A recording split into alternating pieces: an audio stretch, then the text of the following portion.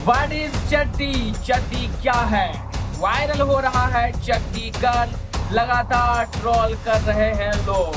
आइए जानते हैं चड्डी की क्या है खासियत, कुछ कहानियां सुनते हैं और चड्डी को जानने के हम मुकम्मल प्रयास करते हैं।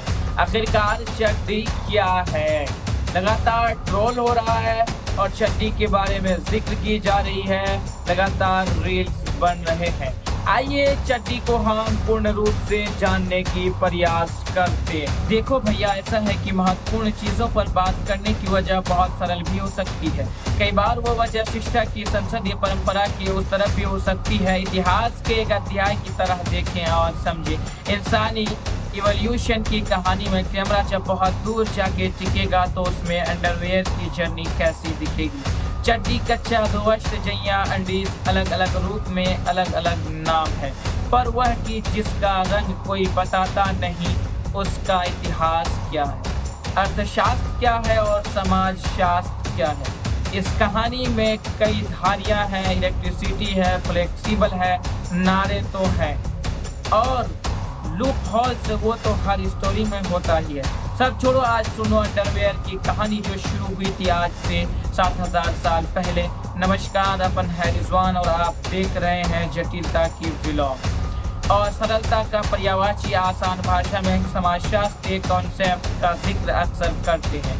Theory of confirm and Davis, इसका फुल जमा मतलब ये है कि जब कोई चीज़ आसानी से उपलब्ध हो जाए तो उसकी असल कीमत का पता तब चलता है जब उसकी उपलब्धता कम हो जाए, जब वह लग्जरी हो जाए। अंडरवियर ऐसी ही चीज़ है, लेकिन हजारों साल पहले जंगलों और गुफाओं में रहने वाले हमारे पूर्वजों के पास लग्जरी का स्कोप ही नहीं था।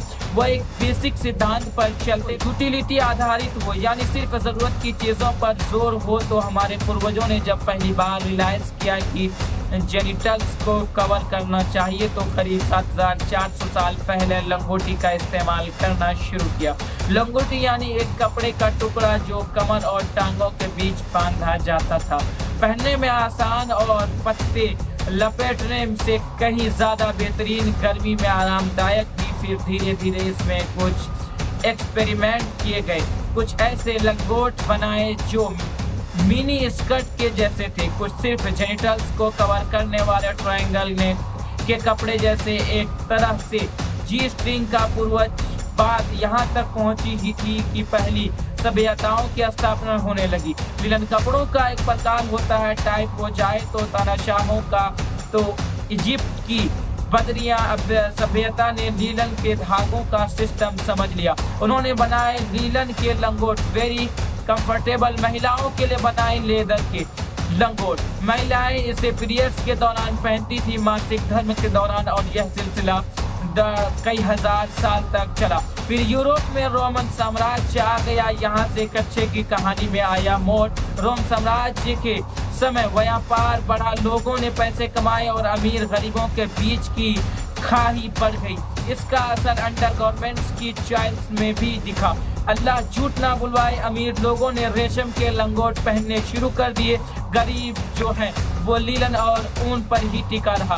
ऊन के लंगोट भी होते थे, यूरोप की ठंड में काम आते। मिट्टी पैक्लियंस अंडरगारमेंट्स की तरह पहनना जाता था। इसकी लंबाई घुटनों तक होती थी। पुरुष अपनी शर्ट इसी में खसते थे। इन पजाम में सामने एक फ्लैप होता था जिसे कॉट पीस कहते थे। इसे खोला जा सकता था जिस सर्जन में दिक्कत ना हो, लेकिन 1590 तक इसका चलन काफी कम हो गया। इसके बाद चलन आया लेगिंग्स का, जो आज वाली है वैसी नहीं। असल में यूरोप के अमीर पुरुष शॉर्ट्स, यही उच्चारण है, शॉर्ट्स नाम का एक कपड़ा पहनने लगे। ब्रांड्स का एडवांस वर्जन था ये एक तरह से, लेकिन यह टाइट फिटिंग वाला होता था, फिटिंग से बढ़िया। और लुक भी उस दौरान के लोगों को लगा, पुरुषों को लगा कि लुक भी बहुत मैच्योर आता है। फिर औद्योगिक क्रांति हो गई भाई साहब।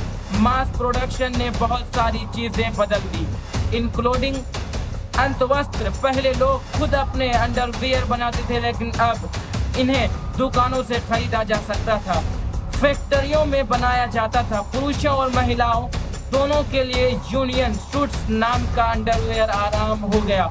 यूनियन सूट को आप एक जंप सूट की तरह समझिए, जिसमें एक कपड़ा कंधे से लेकर के टांगों तक पहना जाता था।